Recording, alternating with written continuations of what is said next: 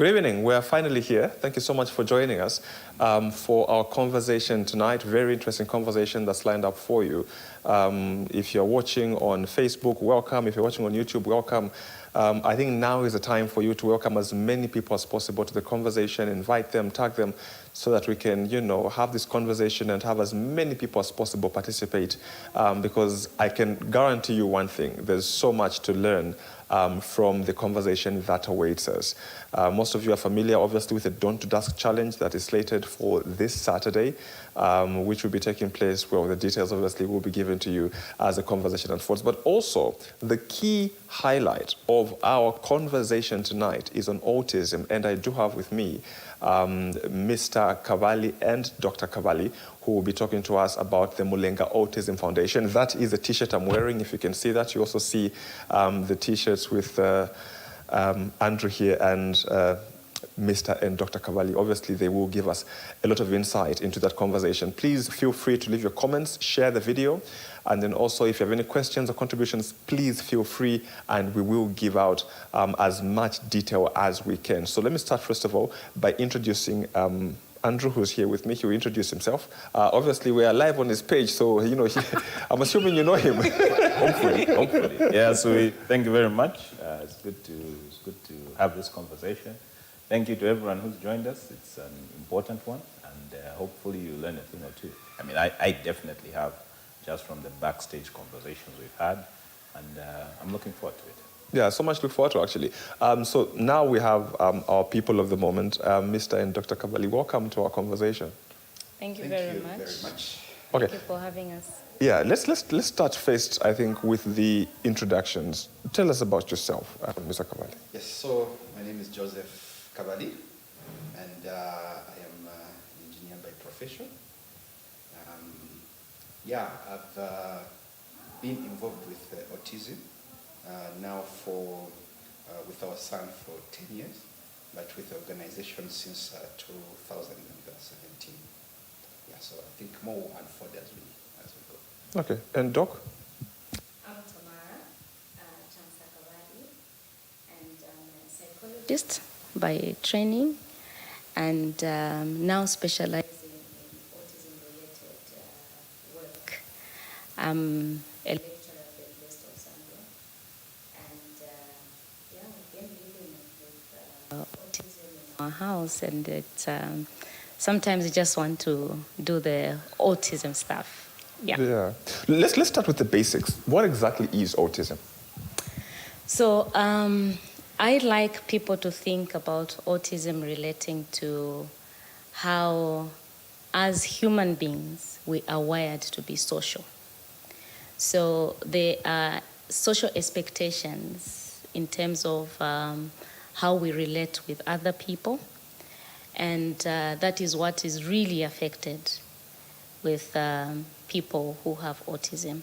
So the areas of the brain that manage social relations, including communication, is what is affected. So there's kind of deficits in terms of how to understand social cues or expectations. So it's a social disorder. A lot of people think that it's an intellectual disability, but it's really, challenges relating to how a person is going to interact with other people and how they will respond in that social environment, also including them initiating conversations like the way we are talking. I'm looking at you, Sui, I'm looking at Andrew, and some of them have got challenges just to look at someone. And, eye contact is one of the biggest communicative gestures that, we give. So essentially, their brain functioning and structure is related in terms of those deficits that they have socially. Yeah. Okay. From a layperson's language, yeah. Thank you. And Mr. Cavalli, you did mention that your son has been living with autism for the last 10 years. How did you know? What were the first cues? What was your experience like in the beginning? So initially, it all started with communication, as she has put it. Yeah, because he is our second born. And normally, as you are bringing up children, you want to compare, and you have expectations as a parent. So you expect that by the time they are maybe 6 months, they'll start sitting. 1 year, they'll start developing language. And for us, most of the milestones were fine until the language came in. So it developed some bits of words, da, da, da, and things like that. Then it disappeared. I think that's when we started getting worried, and we started asking around. But for language, and this is what most parents have experienced, in our culture, what comes to mind first is the tongue tie, or a kalimba in our local language. People say, no, go and have the child checked for kalimba. So we did that. And for us, he was actually checked when he was 8 weeks. No, 8 2 days. weeks. 2 weeks, 2 yeah. weeks, actually. Around 2 weeks, he was checked. He had one which was cut. So at 12 months or thereabout, we again had to go to the hospital to have him checked, and we were told he doesn't have. So it was really a journey of almost a year of searching for answers. We went from hospital to hospital. We were getting different kinds of advice. Others were telling us, no, it's because you only have 2 children and you need him to be in a setting of many children. So we actually enrolled him before he was 2 in a school. Our belief then was that a child can only get into school at 4 years. So our firstborn only started school when she was around 3.5 to 4. But we had to now change our beliefs, and we enrolled him into school. And after about 6 months, nothing was happening. I remember one of the teachers even telling me that, no, you should stop using baby language to him. That is why he's not developing. So what is baby language? No, talk to him like they are an older child. Okay? Yeah, we went to hospitals where we were told the child has got brain damage. I think that was one of the lowest points, because we were given no hope really. And without counseling, without preparation, just thought, no, your child has got brain damage. There's nothing we can do about it. Yeah, so it was really a journey, because you can imagine we would hear that, no, there is a mobile hospital that is offering services to do with this, so we'd follow wherever the mobile hospital. I remember the time we went all the way to Chainda, and we had to wait in queue. They did the test, they referred us to another hospital until I think we ended up at UTH, the Center of Excellence, the Children's Hospital. That is where they finally said your child has autism. I was hearing of that word for the first time. The reaction from my wife, who had experienced this word in a profession, was different, because she just said, no, our son can be autistic. And I wondered why. And after some research, it hit me that actually there was no hope for our son. And as a parent, one of the things that used to really keep me awake at night was, what would happen the time we won't be around, when we are dead? What will happen to our son? Because we were given no hope really. At that time, it was like, your child, there's no cure for this. There's nothing we can do about it. And this is, and time was moving, yeah. And thankfully, through some of our connections, we got to find placements in a special school. That was after almost 6 months of attending group therapy sessions at UTH. Now, these therapy sessions were once a week for 30 minutes only, in a group of 30, mostly mothers. I think I also come and touch on that, because also in our journey, I noticed most of the people who were with were mothers. Fathers were nowhere to be seen. They were very absent. And after 6 months of therapy, there was no change. That is when I think she took interest. No, I think we're not making any progress here. And we had to enroll him in a private special school. It was quite expensive for us at that time, but we just had to close our eyes and do it. And within maybe a term, we saw change and improvement. And our minds now went back to those mothers we were with at UTH.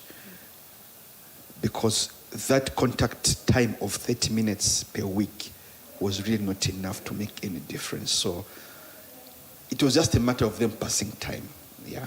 And it was out of that experience that the idea of the Mlenga Autism Foundation was born, to just raise awareness and also be there as a support system that we didn't have for those who are discovering now.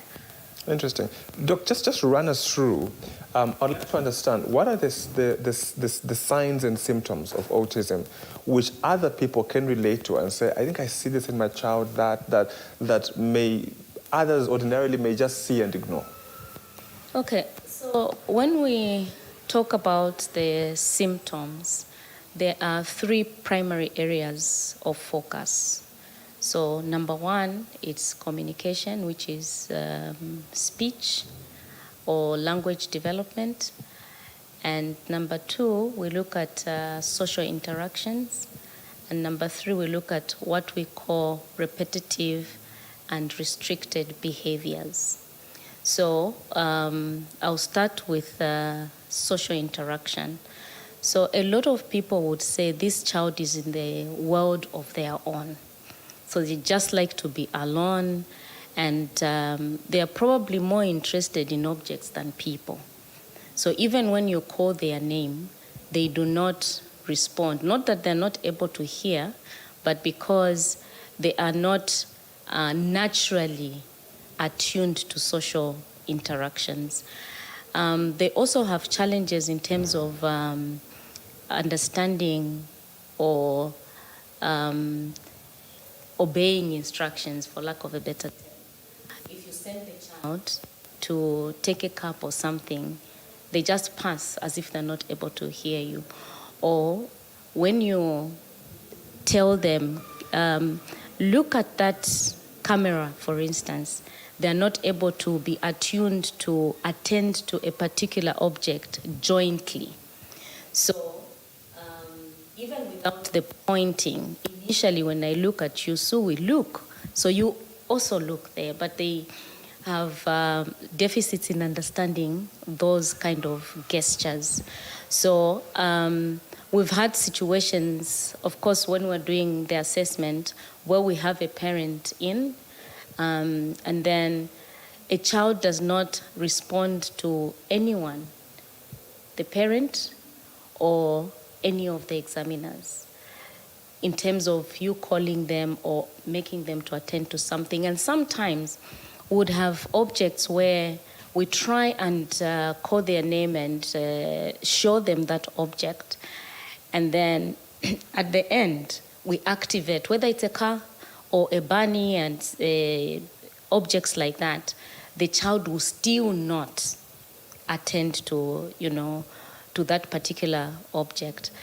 And then even when they're very happy, like they're excited with an object, typically you're supposed to share enjoyment with other people. So the shared enjoyment is not there.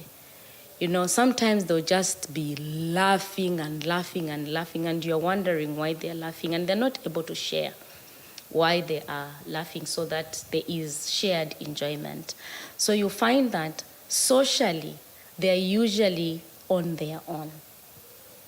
So they're enjoying life on their own. Then in terms of communication, of course, one of the biggest things, like he mentioned, is the issue of speech, which is what, parents will come with.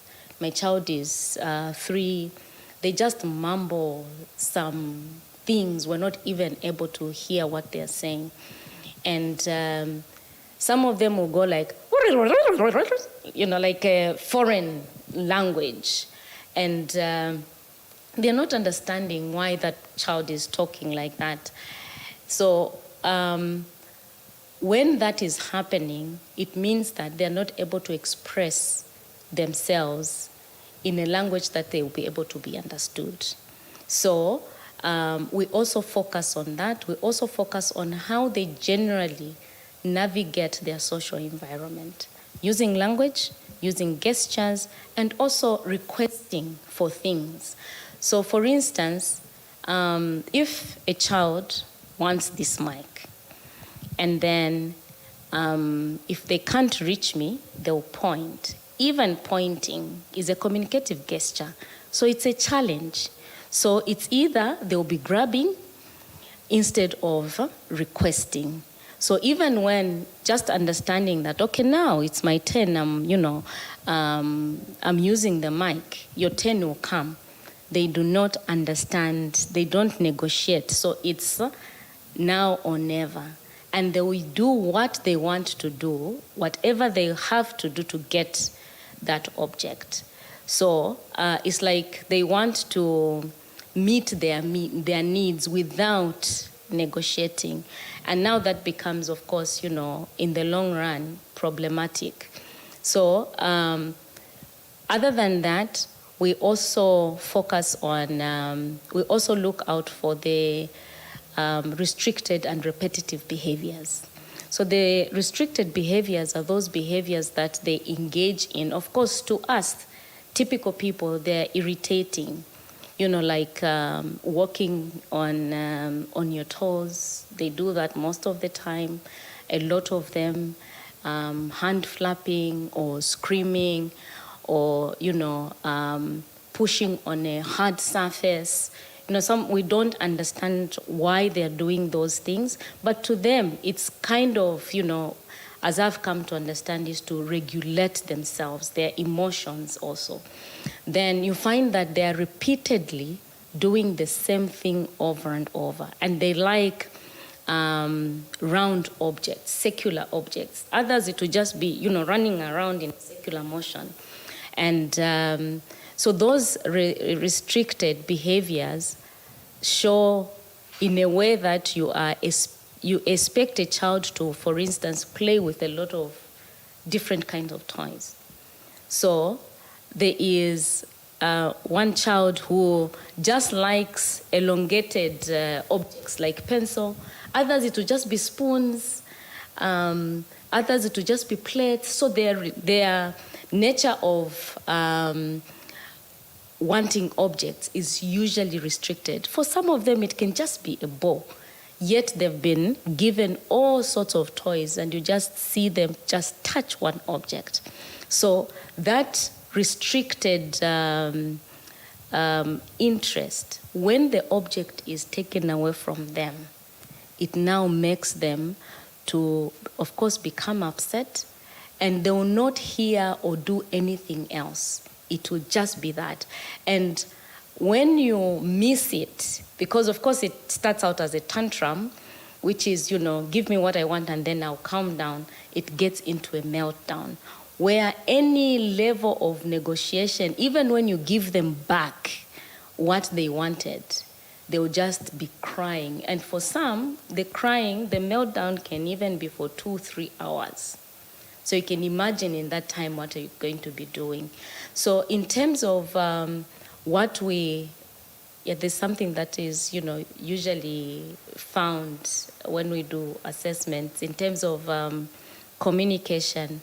There is what we call repeating words. So you find a child repeating words that another person says. So if you say, "How are you?" they'll just say, "How are you?" So they repeat exactly what you're saying. For some, it's just repetitions. Others, they'll repeat and respond. And we also find a lot of them repeating what they hear from TV. So there's one boy that we were doing the assessment, and, the father, Leonard, a medical doctor, and he was indicating that if this was autism, probably I would have known because I'm a medical doctor. So after the assessment, the child concentrated so much on cars. And, when they are pushing the car, there is a usual typical distance where you look at things. So for them, they'll get that object and then they'll look at it closer than normal. And then they'll just go like that. So then also their accents, because they're copying from TV, it's usually cartoonized or American. Yeah, and just the way they talk is like the cartoons, speaking.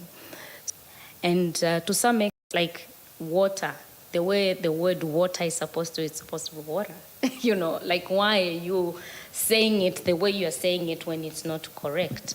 So those are some of the lot of symptoms that we focus on in terms of the behaviors that they're exhibiting, but primarily those are some of the behaviors we look at. Then there's also usually the most common is lining up of toys. So they line them up either in a pattern or in a straight line. So such that when you remove one of the objects, then they'll come wherever they are and place it back. So in my practice, I've found that other than lining up toys, they can actually do listing, if they're verbal. So if you say, so you go to a mall, what are you going to do? Oh, I'm going to buy salt, I'm going to buy sugar, I'm going to buy crackers. You repeat the same question, they'll give you the same list. If they make a mistake, they'll start from, And then I tested this with my son. I asked him, can you tell me the number of people, the number of, your friends in the classroom? You could literally, my imagination, you would go in the classroom and then we will start from where the teacher is. And then even when it comes to his turn, you'll say, Mulenga. And then if he makes a mistake, he will not just change where the mistake is, he's going to start again. So sometimes you may think that, no, because my child does not line up toys, for us, we focus at the detail of the behavior as well as the verbal behavior. Yeah, so those are some of the... it's quite interesting. And you, tell me about how you came into contact with them, and also because you're the president of the Lusaka Bike Club, and you guys are organizing an activity over the weekend to raise awareness and pledges towards the foundation. Yeah. Tell us what inspired you guys to partner with them. Okay, so yeah, and I must say it's thoroughly inspiring hearing their story, and I'm sure we'll learn more. So so I'm the president of the Cycling Association. I'm also the president of Twin Palm Bike Club here in Lusaka, and every so often we undertake an activity to support a noble cause, and so we asked for proposals and suggestions. And the Mlenga Autism Foundation came out quite high. I had a conversation with Doc and Mr. Kabali. I mean, I've known them for a while, but I didn't really understand what it is exactly they do, even what exactly autism is, the challenges that are there, the foundation and what they're doing. So we had a conversation, and I was quite struck by A, how much they're doing, B, the structure, the organization that they have, the passion that they exhibit towards this cause, the openness in terms of their willingness to share their own journey to help others. I found those aspects quite inspiring. So I said, okay, fine. So we're going to do something to raise awareness. That's a big thing. And what we've seen, even in the few weeks that we've been running, is a lot of parents coming forward saying, look, I didn't actually know that there's somewhere where I can get help. And for me, even if you help just one person, if all of that, what we do, helps one parent, I'm happy, right? Because would have helped lighten the load. So we've been doing a lot, connecting parents who've been coming and said, look, what exactly are you doing? I thought I wasn't too sure where I could get help. We've been passing on the details and helping those get some support. And obviously, running a foundation like this it does require resources. So it's almost like a sponsored charity ride. We're asking for pledges. Those who are pledging will then avail them with the opportunity to honor their pledges. Those resources are going 100% to support the foundation. So what we'll be doing basically on Saturdays, we'll start cycling at around 5 a.m. and we won't stop until the sun goes down. We'll be on Leopards Hill Road. Obviously, just that by itself, we're hoping will be intriguing for some people in terms of raising some interest, what exactly is going on here. And we'll basically channel whatever resources we get, and a fanfare and activity and engagement through that platform to obviously supporting the foundation and the broader autism conversation here in Zambia, and I'm sure we'll be helping someone even globally. So that's really what it's about. The real heroes of the show is them. We are just doing our small bit to try and further that conversation and support them as best we can. Great. And now let me come to you, Mr. Kavali. We've had conversation, I think, the last time we met and also today, that most parents who have a child, for example, who's autistic, most of them are in denial. They don't want to accept the situation. Why do you think that's the case? I'll talk from my experience and also interactions with other parents. So, firstly, I think in our social setting, nothing prepares you to have a child with a disability. Okay, I think that is the first thing that we've looked at, and we've done marriage counseling before with my wife. We actually do it, although less than you previously because of the foundation. But even as you are counseling people about to get married, when you come to talking about children, there's nothing in the books that will talk about, oh, in case you have a disabled child, this is the way you respond. Yeah. So we always talk about, no, this is how you raise children, and we assume you will have perfect children. Okay, so I think the first thing that comes to the mind of a parent when they discover that their child has a disability is a shock. So there's this shock, and because the shock goes against the expectations, you find that you first of all start looking for who to blame, okay? And normally it is either you blame yourself or you blame your spouse, okay? So like in our case, and these are things that you don't even talk about. We talk about them now, but when they were happening, we never used to talk about it. So it's something that you have alone. It's an internal conversation that you're having. So where did we do it wrong? Maybe it's because she was taking Coca-Cola too much. Or maybe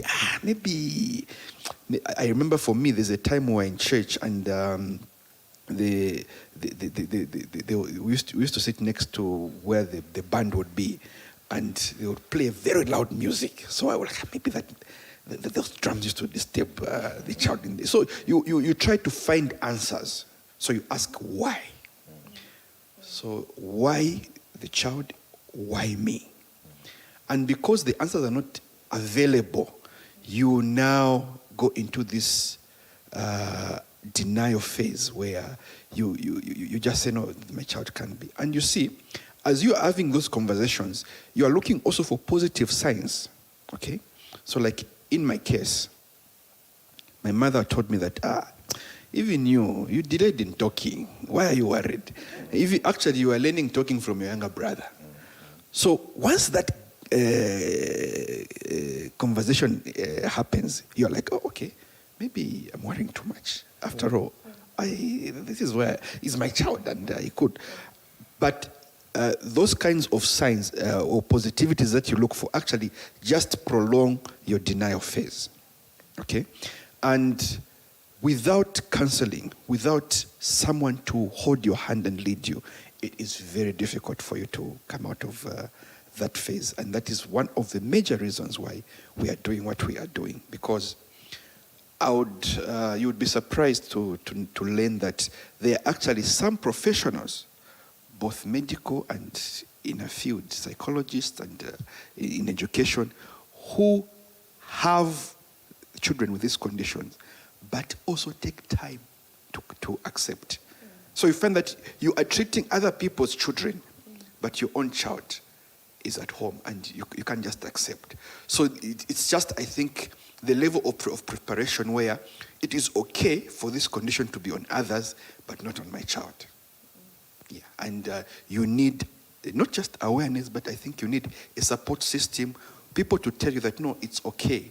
There's nothing, you're not less a human for you to be found in this condition. Then the other major issue is, I think, what we call self-stigmatization, where you think society is judging you in a certain way because of the child. So, and also it's enhanced by socialization, where you go out, especially for fathers. You go out as men. Andrew's talking about his son. No, me, my son, I just bought him a bike. And this one talks, so he says, no, me, my son, last night he was climbing a tree, got me a mango.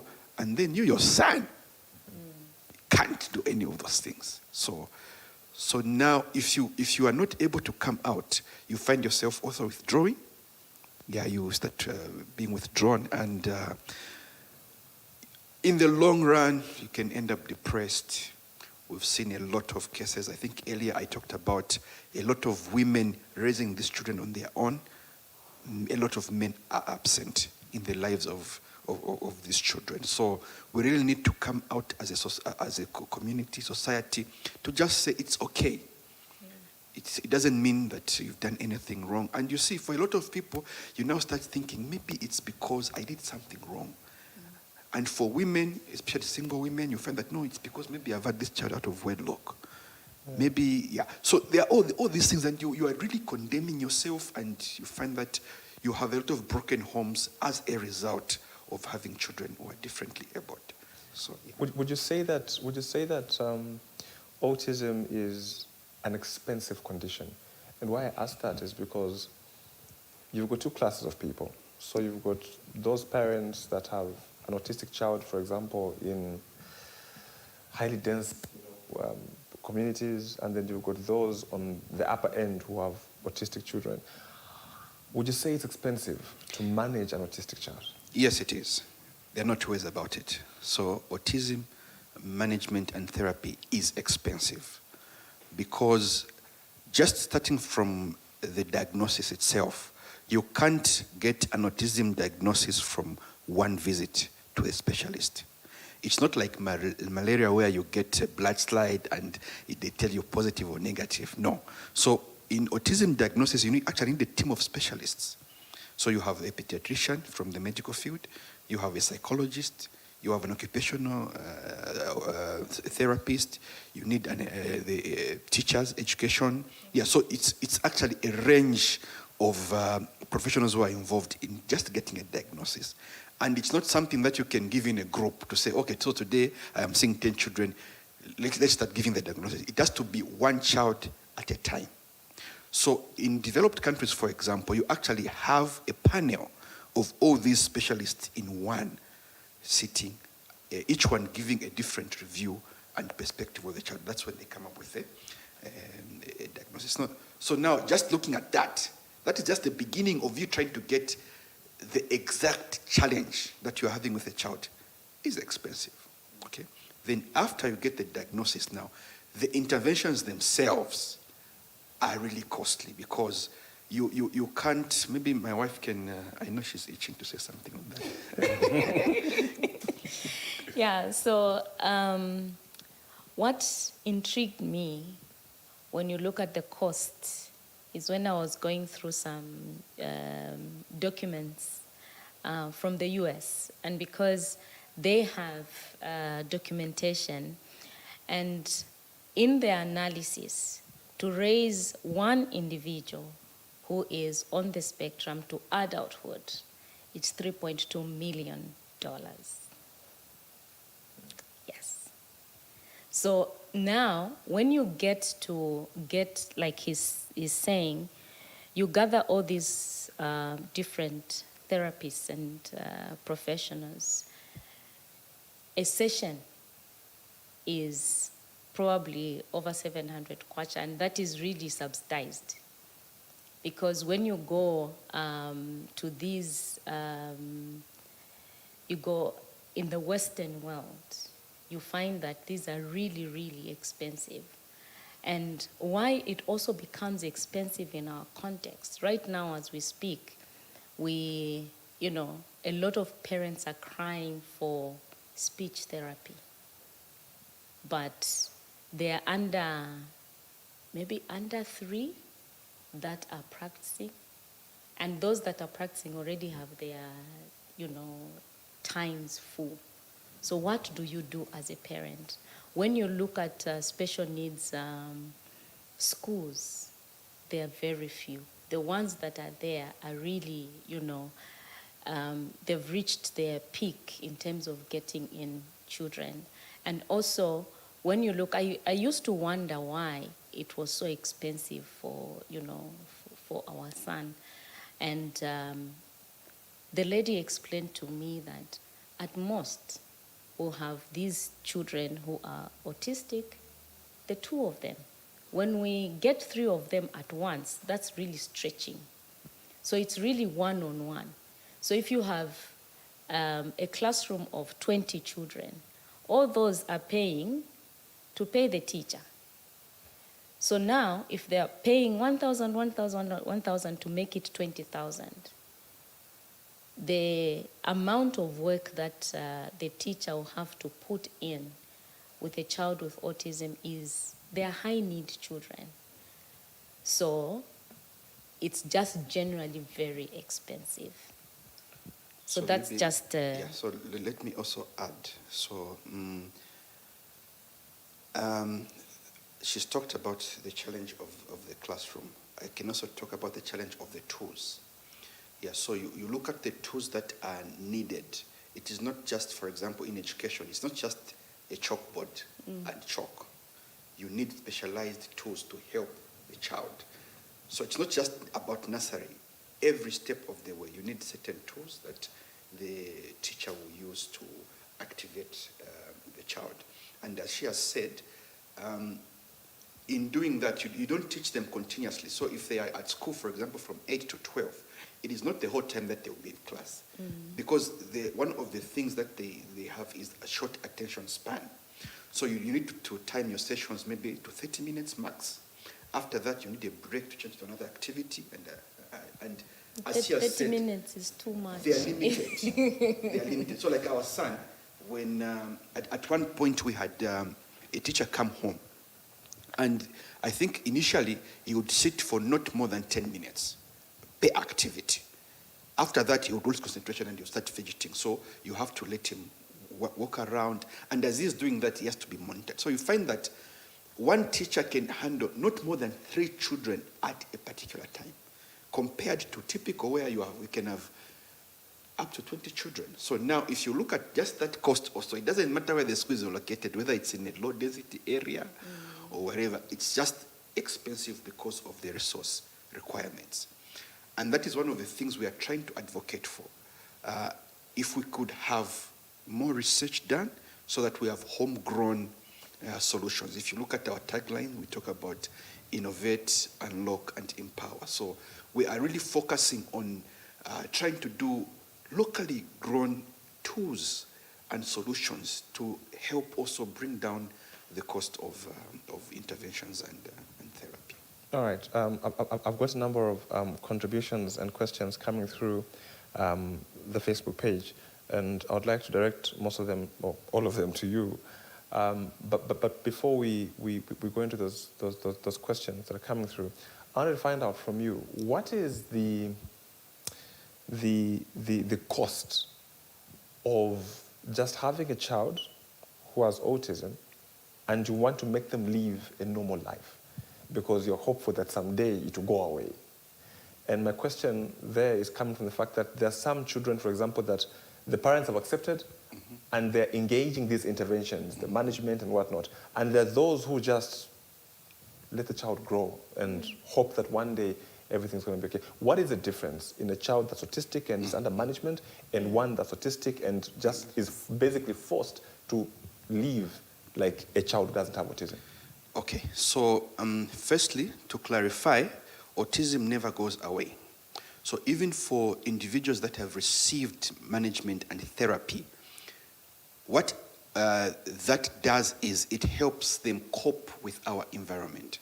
Because the challenge that is there is that it is not them really that has a challenge, it's us, because we cannot integrate them into our environment. We have to make them live with us because we are the majority. Okay. So, for example, I think last time I gave an example of you are at a mall, and my son just feels, oh, sorry, let me say hi. Okay.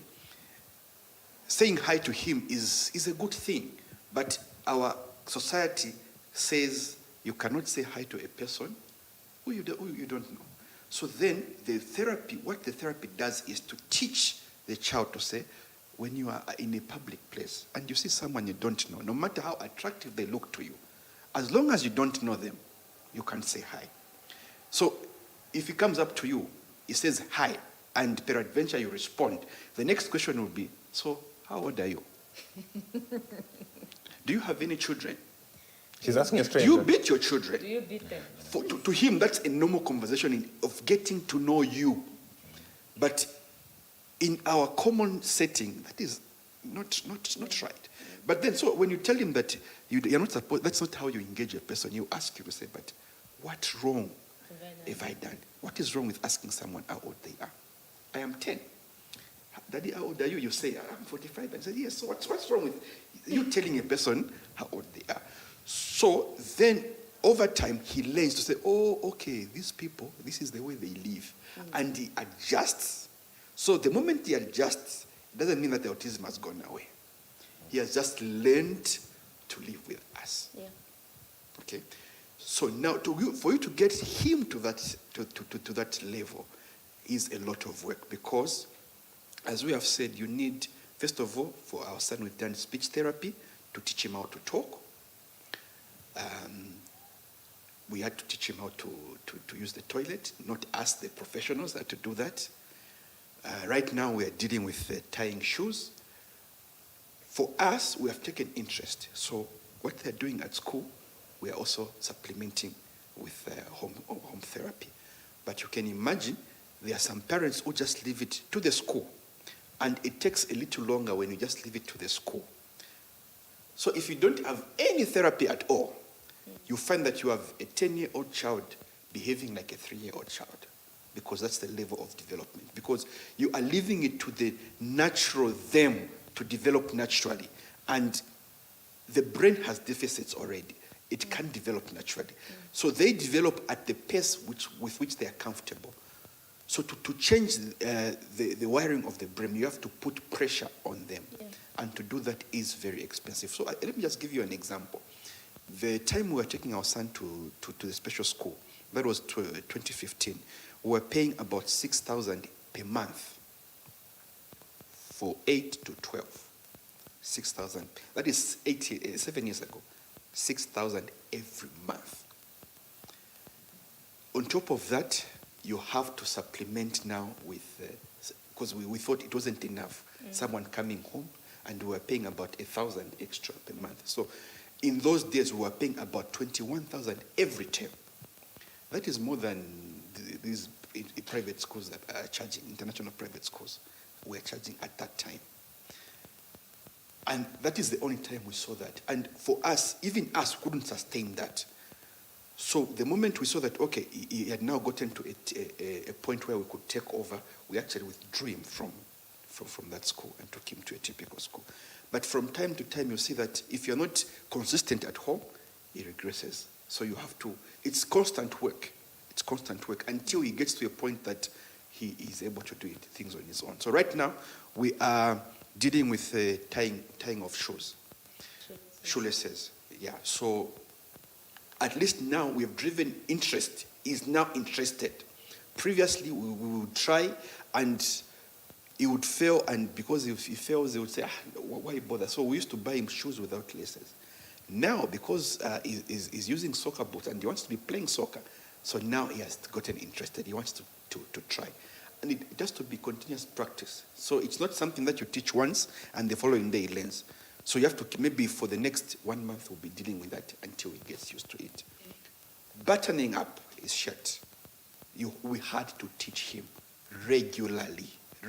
So it's continuous work, which if as a parent you are not interested or you are too busy for, you find that you can't manage. Yeah.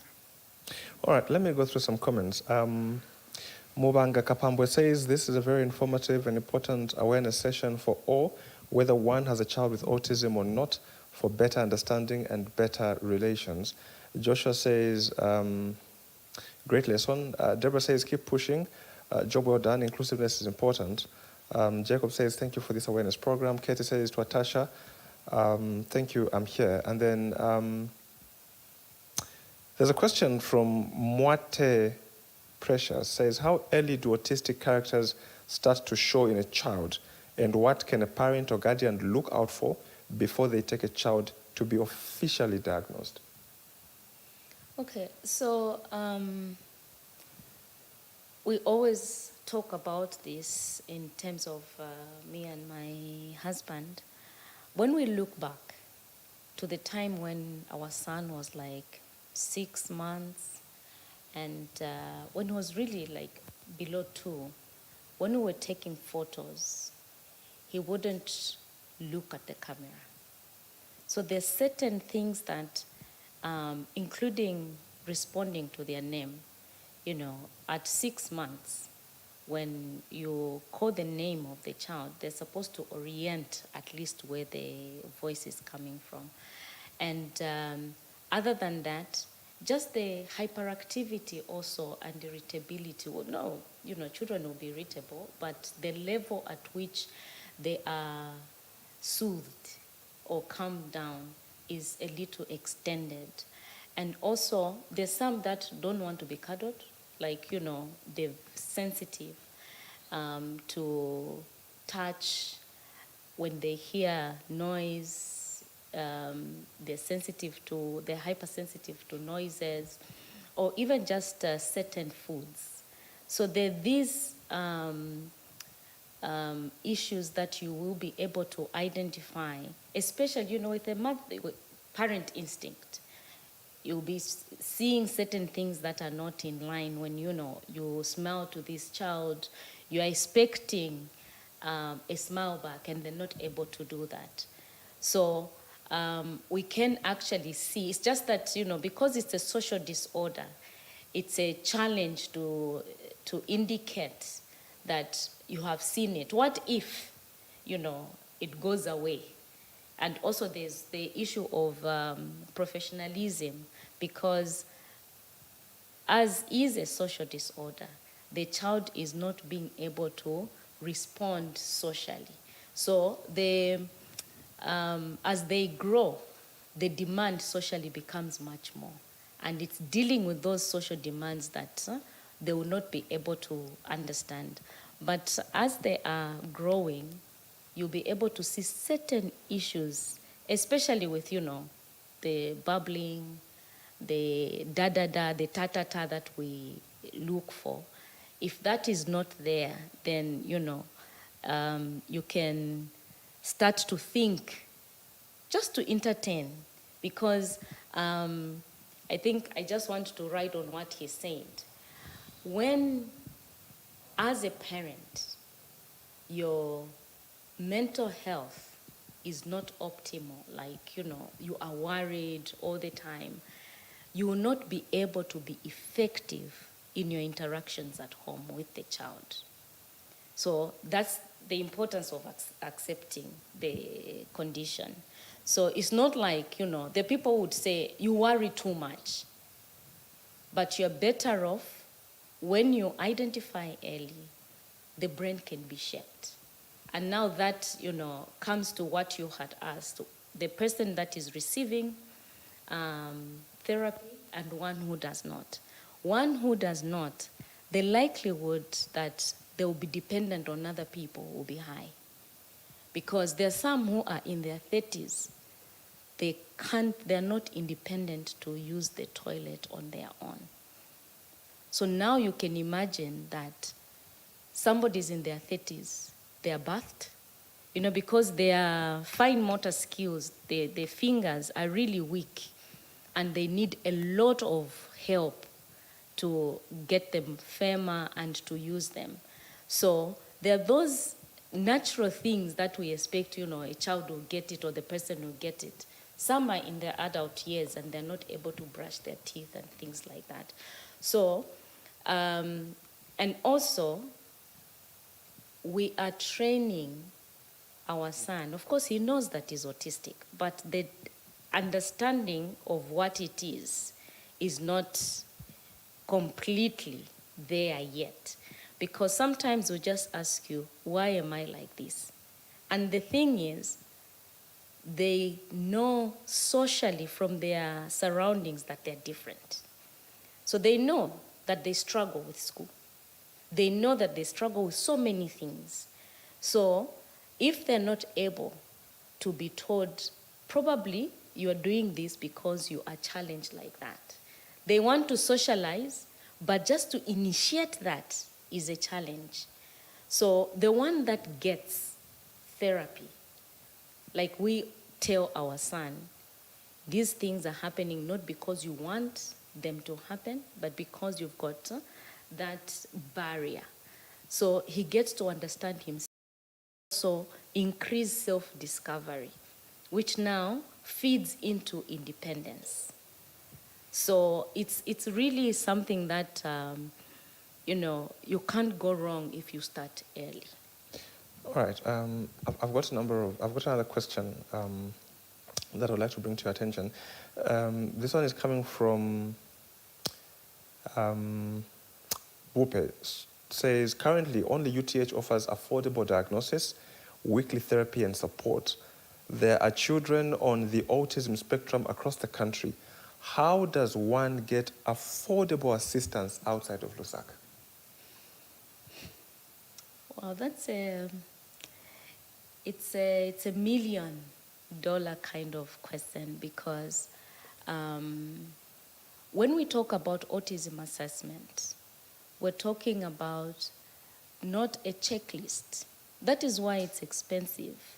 So, and one of the things that really got us to where we are at, and also personally, redirecting my profession to focus on this, was how do we help community to subsidize the cost of these therapies, and also the diagnosis. So there's a difference when you ask the parent, so does your child do this? Do they, close their ears?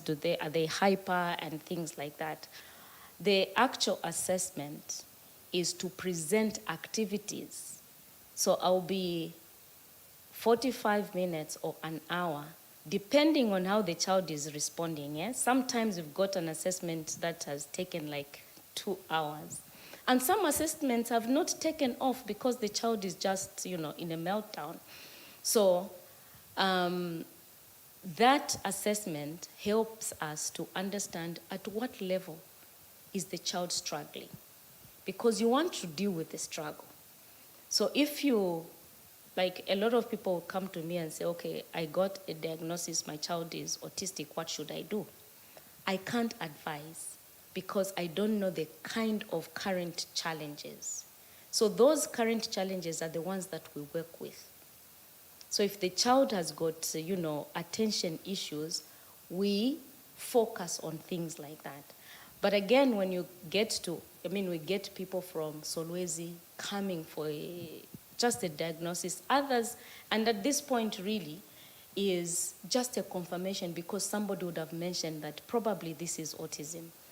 So they come, then we do the diagnosis, and then we give them the current struggles. And we also develop some interventions that they can be doing at home, which they can also share with the school.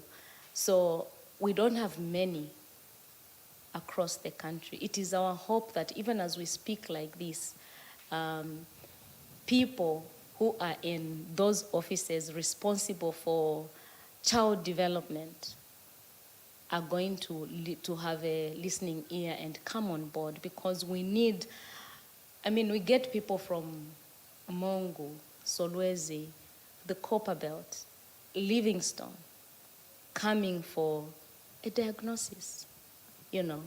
Some of them and say, okay, I mean, also went to UTH. It's a good direction, but the challenge is because it's also overwhelming in terms of the numbers. You probably not get the detailed reports in terms of what it is that you should look at. So beyond the diagnosis, where do we start from? So we deal with where you are going to start from with the current challenges that the child is presenting. So we are hopeful that as we keep on with conversations like this, there's going to be a point in, you know, in Porokoso where people can go rather than, and it's also the same for other conditions. They'll be sent to Lusaka, to UTH. It's like everything is at UTH. So we are hoping for a time when somebody in Monze will just go to Monze and then they do everything. My biggest concern, basically, I think, is on the costs that you mentioned, because you mentioned that in 2015, which is about what, 7 years ago, you were spending 6,000 kwacha and a month, is it? Yeah. You know, now I'm thinking the greater majority of Zambians can't even begin to imagine where they'll get that money from. And I think now sort of brings me to you with the fundraising that you're undertaking. What kind of money are you seeking to raise? So, I mean, obviously it's, and maybe just, let me go back a bit, right? So in all this, and I'll ask the Cavaliers to share their story of hope, right? Because there has to be some hope at the end of the day, right? So you've got significant costs, you've got the challenges, but so where does the hope come from? And I hope that's where we end what we're doing and all of these conversations, because there's things which can happen. So, like I said, at the end of the day, the starting point is to build awareness, right? We've already channeled quite a number of people to get help. That is a starting point. They're already providing a service at a much subsidized price, so that's great, right? As a starting point. They've got a budget that they run the foundation on. We're hoping to support that budget in any way that we can. So I'm basically saying all that to say whatever contribution anyone can make is welcome, right? Yeah. There's no too big or too small an amount. We're hoping if we can raise in the order of about 150,000, that would be, I think, a good day's work, at least to push the foundation. In addition to everything else that is happening around generating the interest, generating the conversation, and giving people some hope that actually you're not alone. There is somewhere where you can get help. Just this conversation hopefully has helped and will help someone, and then we build up from there. So that's really what we're aiming to do. But like I've said, at the end of the day, the fact that we're having this conversation, I know a lot more about autism than I did before. Hopefully, people out there as well. And just from the response that we've been getting through the Facebook page, through WhatsApp, a lot of people saying, look, I actually didn't know. I've been alone. This has been my struggle. I'm not an expert. My job is to channel that through. And they've been reaching out and already at least are starting to see some light in the tunnel and starting on a journey to make progress in terms of helping those who are in need. So that's really what we're saying in terms of the objectives for this particular activity. All right. I think we'll defer the hope towards the end of the conversation. But for now, Susiku Nasinda says, commendable efforts, Andrew, for organizing the Don't Ask ride to raise awareness about autism. Many thanks to Mr. and Mrs. Kawali for being bold champions in this space and for all the amazing work they are doing to help raise awareness on autism. I trust that through such forums and initiatives, government and other partners can come on board to support the cause and alleviate the challenges that autistic children and their families experience. Well done. This means a lot for our little angels with autism. There's a question that came through from Twatasha. And Twatasha says, being a parent of an autistic child can't be easy, especially emotionally and mentally. How can one build themselves mentally to rise to the challenge? Let me start before the professional comes in. From experience, again, this is something that you cannot do alone. That is my experience. And especially for the main folk, because a lot of times, us the men think we have to be strong. We can show emotion, and we tuck it in. But what that does is you find that you reach a threshold where you break down. And the result of breakdown is unpredictable. So you find that a lot of men run away from home. So the first thing really is to share your story, share your challenges, and if you can, share with your spouse, okay?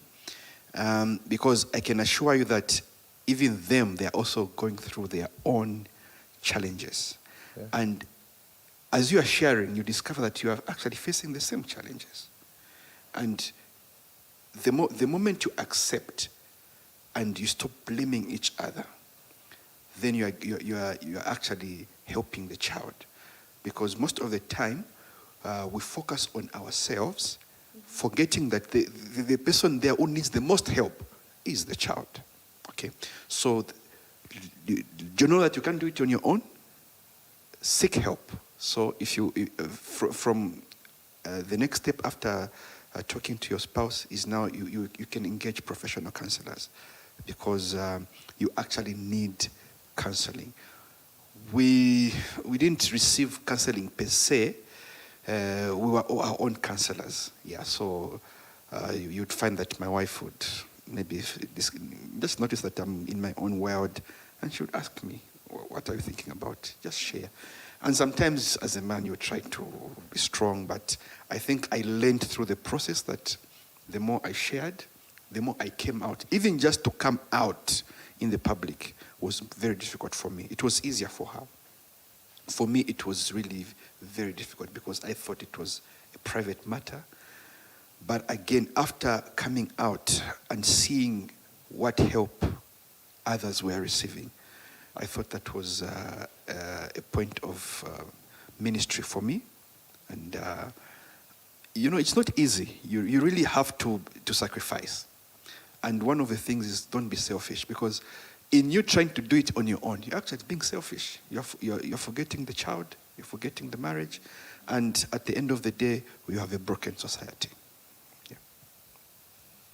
Okay, like he has said, the first thing is to find a support group, to just know that you're not alone in this journey, because it can, he usually says autism is an issue of acceptance every day, because you can't predict what the day will be like. Sometimes you have it all worked out. Sometimes you've got the hard times. So understanding and knowing the condition, and usually I tell parents that, sometimes, which I also is something that I went through, you find that you go to the worst case scenario. So you hear the word autism, you search, you Google, you go to YouTube, and you have the severe adult who is nonverbal, and they're doing all these things. And immediately you tell yourself, so this is what I'm going to be dealing with.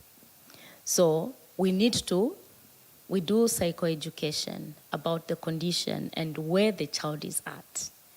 So I know we look at a child as a child when they come, but with a lot of parents that I have met, I'll tell them where your child is at in terms of speech and what they're able to do is much more than what we have seen. So a parent requires assurance and that support, that keep on doing what you are doing. If you're not doing anything, I can tell you that there's some that have come for the first consult. The time they are coming for the assessment, a week later, they will say, we have seen some change with just the tips that you told us to do. And usually we ask parents, how do you play with your child? And the issue that a lot of them will do is they will play according to what the child wants. So if the child likes to run around, they'll run around. But that is not interactive the way we want it, because they've got a lot of energy, they will run about, and what we want to do is to interrupt the way of doing things to get in the way we want things to be done. So when a parent knows that there is a support system, they are not alone. Because a lot of people are told that, your child is talking to someone you can't see. So there's a spirit they talk to. Especially when they have, that kind of verbalizations of, so like they're speaking to someone that is not visible. So go for prayers, others would go to witch doctors just so that they understand.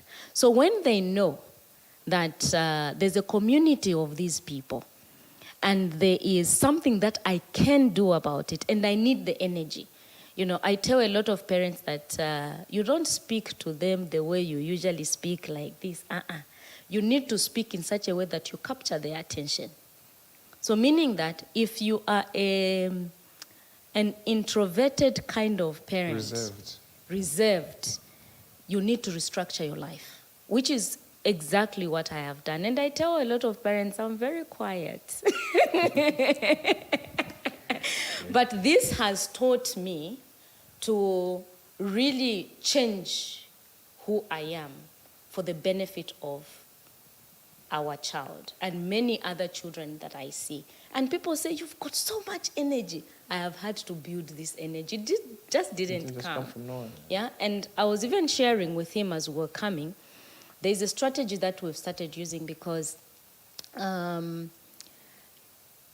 this strategy tries, especially for those that can be able to understand, like our son. So I got him and the younger brother and I told him, we're going to identify certain things that are not right and certain things that are right.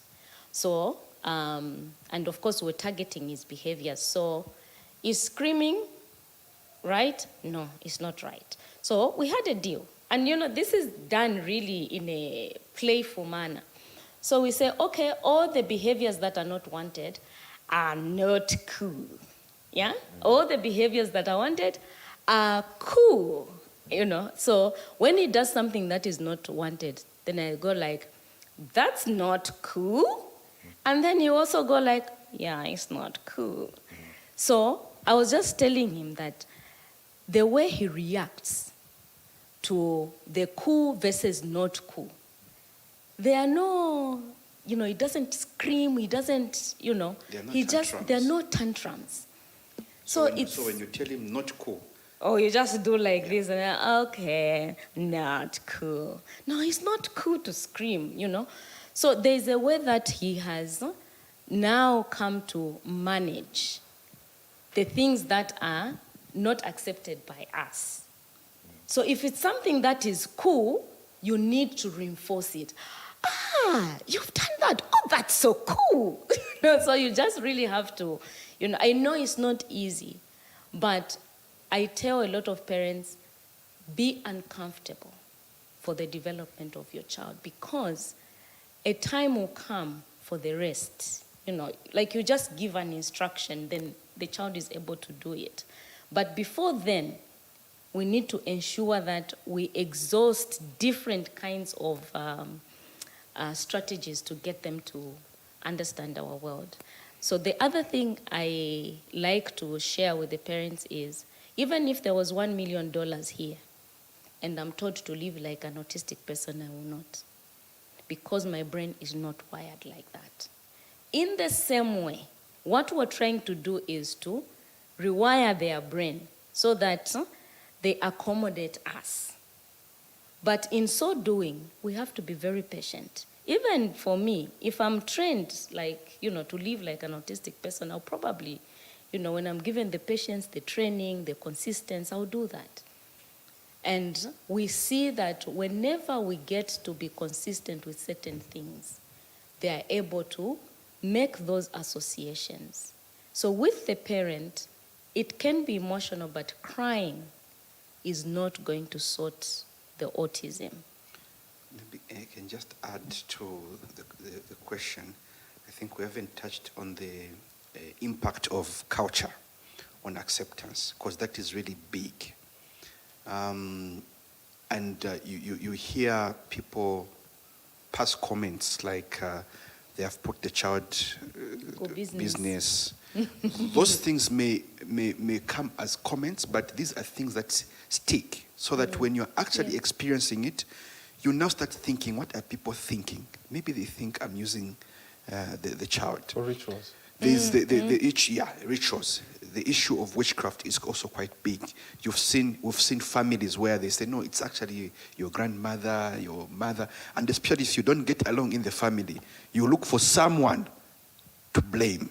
Okay, so again, the issue of culture here is quite big. It affects acceptance and also delays the correct interventions, because you find people take these children to witch doctors. They take them to the mountains for prayers, and I mean, prayers work, but in our experience, really, we have seen a lot of because it's not a sickness per se. It's not a disease. It's not a disease for you to stay. It's like you're asking for a miracle. And miracles don't happen every day. They happen, but not every day. So whilst you're waiting for a miracle, what are you doing as a parent? Okay, yeah, I thought I should throw in that one. All right, I've got a question from Chilufia. Says, what advice would you give to adults that are exposed to autistic children outside of the home setting? Say social gatherings, for example. How can they be better prepared to interact with them? So these are adults who So it's adults, for example. Yeah. I know a friend with an autistic child, or I meet someone at a party, for example, and they're autistic. How do I interact with them? Okay. The first thing, if you have the knowledge that this person is autistic, for instance, is I think the best would be to understand them, because they're able to see how we behave non-verbally. I'll just give an example of what happened. Yesterday was Sunday, and our son was hugging, and so he'll greet anybody, and then he hugs that person. And then you would see what's with you? So even for me, I become uncomfortable because I'm typical, and this person wants my son wants the hug, and he wants to be accepted as he is. But the person, on the other hand, probably doesn't know. And the other thing is, they are challenged in terms of boundaries, yeah? Creating boundaries. So if they come, they can just come right next to you because of that, the barrier for creating the boundaries. So when you know that this person is challenged in this, then you just become more accommodative. I said, I lecture at UNZA. So one time I was in the office, and somebody knocked. Without coming, the door was opened. Without greeting me, where's the secretary's office? Then, without this knowledge, I probably would have said something, and then immediately I said, oh, wait a minute. Then I said, how are you? What is your name? And I was talking to this girl who's in first year, and she was not looking at me. Immediately I was like, oh, okay. So I told him that I need to make her my friend. So you can imagine, of course, she went to the other room where there was a lecture, and then she entered and she asked, and everybody laughed. So that laugh now starts to make them think that there's something wrong with them. Yeah. So for typical people, when we know that these people are challenged in social interactions, we need to get to know those challenges per person so that we create the required accommodations for them. You know, the other example that I like to cite is those people who on Facebook, they're given, sing the national anthem or say the country for this and this and this. They'll do it, they can do it 100 times without getting tired, without seeing that they're being mocked. So they're doing it happily. There's a video I saw of a kid, maybe now that you mentioned. So there was this kid, and there was this adult that was throwing countries at this kid and told me the capital city. And any country he could throw, the kid was just giving him capital cities like he was just reading them. I remember that video. Yeah, so, and you know, for others it can be bullying.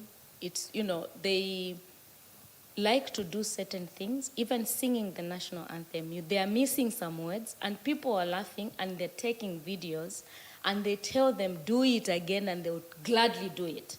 Because they can't tell that now I'm being mocked and things like that.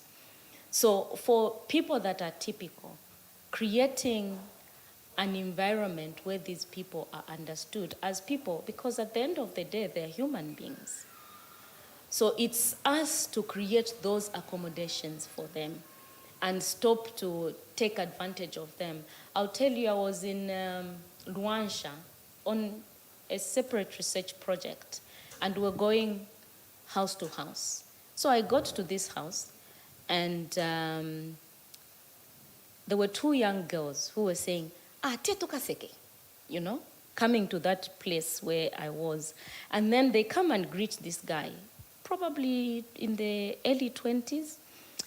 And they ask him, what's your name? And then he would say, what's your name? Kishish. So he was Christopher, yeah. And then after that, I got interested. I waited for the owner of the house because I thought that was a child for that house. And then I was told, no, he just comes around, he washes, and then after he washes, we give him some food. And then I asked, can somebody take me to where he stays? So I went to the house and I asked and said, we don't know that, you know, he left. We want him to be home. We don't want him to be doing the work that he is doing. And also now that's community taking advantage of that person because they can't see that they're taken advantage of. Yeah. We also had another mother in Lusaka telling us the son would go to Kabwata market and then he would load drinks, load. He would be sent to go and get water in buckets for saloons. Sometimes he would knock off. He would get home at 23 midnight and he's given a coin. And he's very happy with that coin and tells the mother, Kagule chitenge. You know, so there are a lot of issues. Some of them, even just understanding the value of money is a challenge. As long as it is money, it is money. So now the mother was saying, people are taking advantage because he can't say no. He already has a lot of energy, so he wants to use it up. So as we speak like this, we tried to get him a formal job, you know, where he would be paid for the input. But again, because of they are in levels. So there wouldn't be a certificate. So that's where the hiccup was. Even when he did, you know, some training, agricultural training, they have a certificate, but there's still that limitation of a grade 12. So for people out there, can we be more understanding and also just taking that person as a human being? Because a lot of people, you know, take advantage of them because they can't see, you know, like we see that I'm being taken advantage of. All right, I'd like us to conclude in the next, I think, 10 minutes, but I've got a number of questions that I'd like you to address. We've got some questions from YouTube. Davison is asking, how did you as parents overcome the thought of having an autistic child? Did you undergo therapy? No, No. we didn't. We're there for each other. Yeah, so we are counselors at church. So I think that helped us, even though it took time for us to come to the level where we could talk to each other and counsel each other. But really, for us, that is what helped, because we were counseling other people, specifically for marriage and other things, adolescents. So we now use that skill on each other. Otherwise, for others, it's important to seek counseling. It's very important. All right. Wupe Masenga says, thank you for this. We need more conversations in future with the various specialists. And she says, support groups help a lot. We learn from each other's experiences. Do you guys have some support group of some sort? Is there some support group or a WhatsApp group or something? Yes, we do. There are quite a number, in fact, for, parents raising children with autism. We have one specific to the foundation, which has some specialists from outside Zambia through our networking, and then we get them on board. And then we have, parents are free to ask, my child is going through this, how did you handle it? Because some are just coming in, others have got children in their 30s. So at least there is a way to, uplift one another in those support groups. All right, I've got another question. I am not sure if this was covered, but is it hereditary? So, again... Okay, for those that don't understand, what it means is, can the parent pass it on? Or is it like, no, your father had autism, so even you, your grandfather, is it one of those kinds of conditions? So the cause for autism is not known. So scientists are working round to just see what causes it. But it's mostly weighing on genetics. So hereditary, but also genetic mutation during the process. So there's an interaction between the genes as well as the environment. So the tricky part is there are some who have identical twins. One has, one doesn't. There are some with fraternal twins, both have. So you can see already in terms of whether it runs in families, there is an issue there. So it's heavily on genetics, but there's also an interaction from the environment. So the toxins, the infections while the woman is pregnant, but also the birth process. All right. Yeah. So for me, and from the information you've given us, it sounds like a lot of work to just manage an autistic child. So away from a lot of work, you then create a foundation and give yourselves a whole lot more work to not just handle your child, but then also make it your business to help those who are going through this difficult process. Why did you create the foundation? And also, as you answer that question, first of all, remember that we've run out of time, but then also I would like you to address what happens at your foundation. If someone brings a child, what do they go through? Is it, because you mentioned it's not a school, so what happens there? Okay, I think I can take that. It is a lot of work to raise a child with autism. It takes a lot of sacrifice from both parents, and not just the parents, but also the immediate family.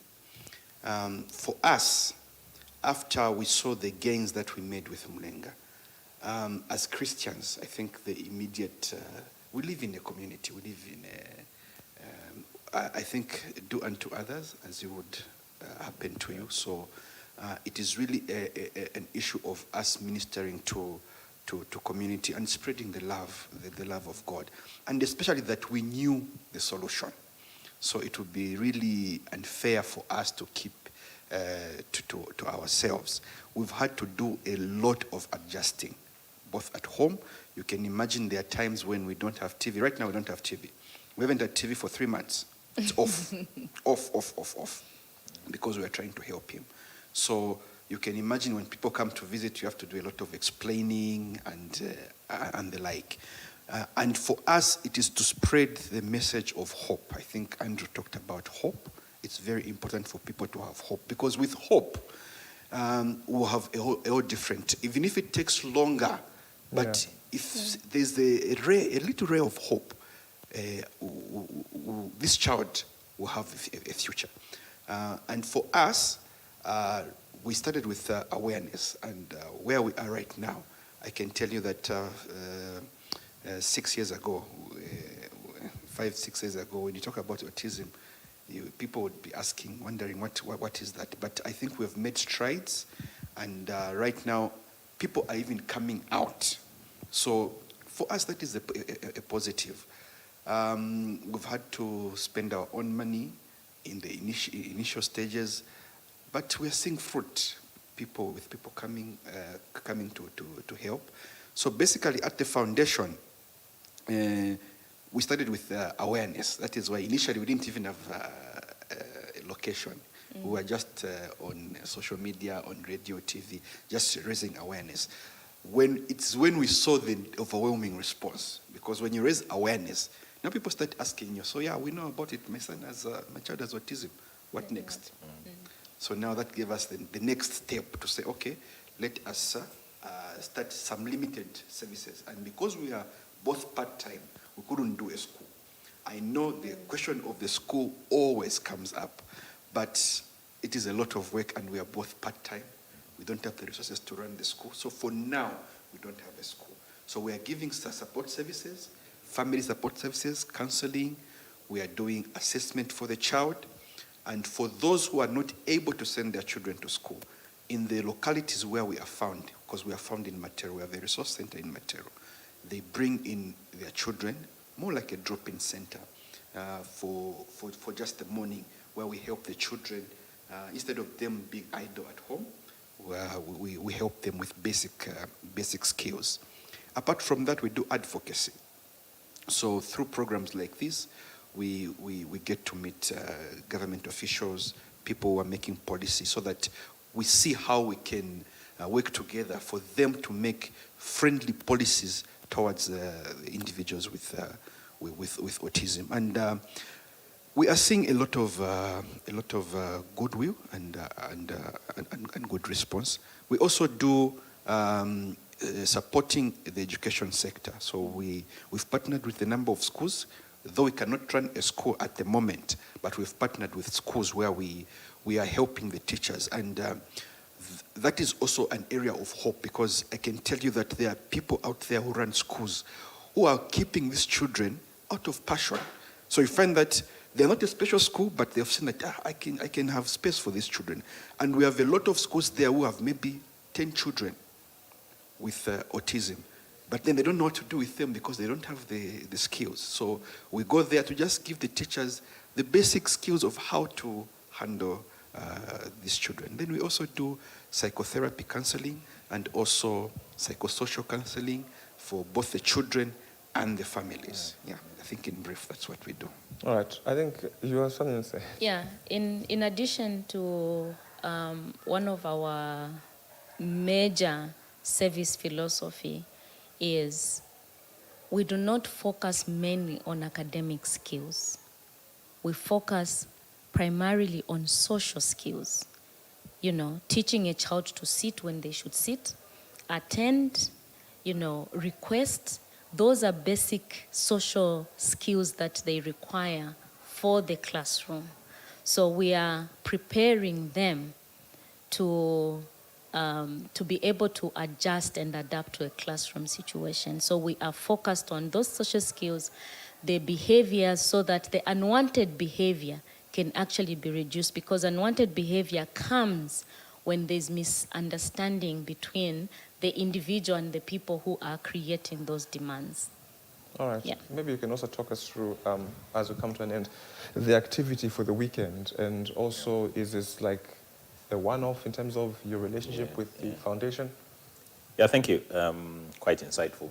So what we're doing on the weekend, so right now we're collecting pledges, and I think there should be a link under this chat to make a pledge In terms of monetary amount, there's no minimum amount, no maximum amount either. We will provide details on how you can pay. PricewaterhouseCoopers, who are where I work, and a professional services firm are helping us with accountability and tracking whatever we receive. So all the monies are going into a PricewaterhouseCoopers account, and there's a team behind the scenes that's helping us keep account, which I think is important. All those funds eventually will be transferred to the foundation. All those who pledge and pay will get their receipts just for ensure accountability and what we need to do. So Saturday, this is what's happening. So 5 a.m. will start. You'll be able to follow on my Facebook page. We'll do a live broadcast. It may be interrupted because of network, but you'll be able to see our progress throughout the day. The objective is to ride a total of at least 12 hours. So we'll have scheduled breaks in between, but when we add up the amount of time we've actually been cycling, the target is to at least achieve at least 12 hours of ride time. Obviously, through that, it's not something that most people do, but through that, obviously, generate some interest. What's happening here, more awareness. We'll be on Leopards Hill Road, so we'll start just at the junction between State Lodge Road and Leopards Hill Road, and we'll just be going up and down along Leopards Hill Road. There's some who've asked if they can take part. I mean, you're free to come along, cycle part of the distance. Cycling the whole day, obviously, you need to gauge your ability and ability to keep up with the group. But whatever awareness, I mean, share the link. We'll still be collecting pledges, and that's what will happen. Whatever we collect will obviously pass through to the foundation, and that will obviously help, as I hope this conversation has. In terms of the ongoing partnership, definitely something that I plan to continue to support in whatever way, shape, or form we can do. I know there's actually an autism awareness month, which I think is April. It just so happened that this was the foundation that picked, and it's ongoing. The awareness has to be ongoing, so it's something that has generally piqued my interest. Through my network, the network of the organization where I work, we'll see how else we can be of value to the autism movement in Zambia. And that's basically what we're doing. So, yeah, so quite excited about it. And hopefully you will follow. I might give you a bicycle as well, see how far. Yeah, please, please. You know. Giving me a bicycle for the run or for permanent? No, for the ride. That's for the ride. If you cycle the whole 12 hours, then you can keep it. No, keep it, don't worry. So that's basically what we're doing. Yeah, it's a very commendable effort, I think, to not just have the fun activity, but connect the fun activity to something that is a noble cause, which obviously the foundation is all about. But then also, as we come to an end in closing, are you able to share with us, how can people get in touch with you? How can, maybe you've got some people who may be volunteers, want to come and volunteer and help out, and just also have their name attached to the cause. How can people reach out and to the foundation? Okay, so we are on Airtel, 0979 6500 60. We are also on Zamtel, 0954 89 45 66. Then on Facebook, just search for Mlenga Autism Foundation. We have a page admin. I think we respond within a few hours. I think, So we have offices, a secretariat that is open Monday to Friday, 8 to 17, every day in Matero. So if you need to visit us, we can do that.